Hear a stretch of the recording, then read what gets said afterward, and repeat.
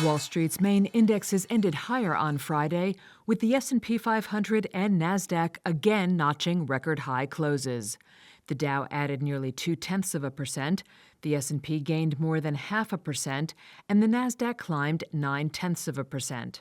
The rally was fueled by Megacap stocks such as Microsoft, which rose nearly 1.5% to end at a record high. Meta Platforms also scored an all-time closing high, gaining nearly 6% to push the information technology sector to a new high.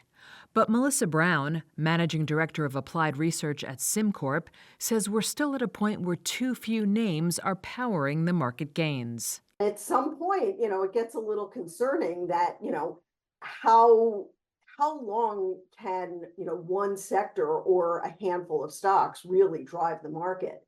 It also makes it very difficult for active managers, for mutual funds, for pension funds to beat the market because there's so little opportunity. You've got to have your whole portfolio in half your portfolio in one sector. Labor Department data showed the U.S. continued to add jobs, but at a slower pace in June, and the unemployment rate rose to an over 2.5-year high, while wage gains slowed.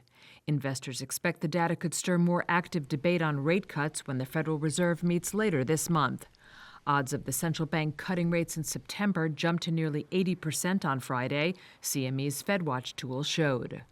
Other stocks on the move included Bank of America, Wells Fargo, and J.P. Morgan Chase, which dropped between 1.2 to 1.7%.